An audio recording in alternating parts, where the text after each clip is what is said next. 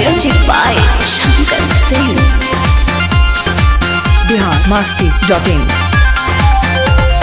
जात बारू देव घर के घरवा के चाभी, जात बारू देव घर के घरवा के चाभी, मुंह में लगा के चाभी चला घरी वाले भाभी, मुंह में लगा के चाभी चला घरी वाले भाभी।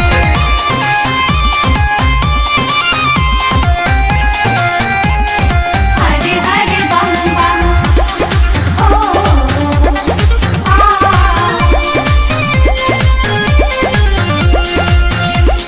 जय जय महादेव। ले ले अपन देवर के तुए डभाई, रहिया में करत रहिया कामर से नटाई।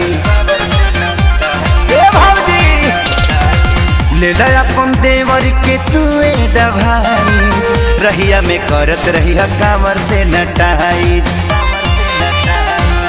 ठीक रही से हट नहीं होई खराबी, ठीक रही से हट नहीं होई खराबी, मुंह में लगा के चाबी चल घरी वाले भाभी, मुंह में लगा के चाबी चल घरी वाले भाभी। बोल बम जय शिव, बोल बम जय शिव। biharmasti.in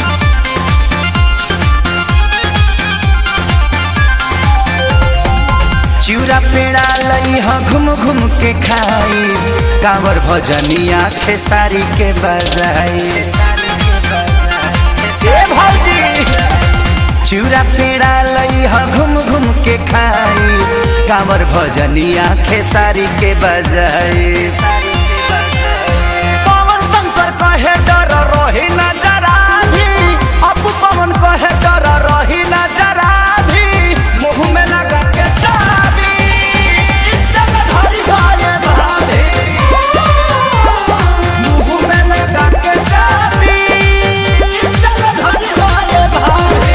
जात बारू देव घर के घरवा के चाभी, जात बारू देव घर के घरवा के चाभी, मुंह में लगा के चाबी चल घरी वाले भाभी,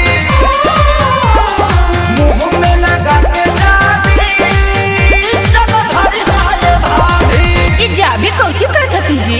ई अंग्रेजी में मास्क कहथन थी। biharmasti.in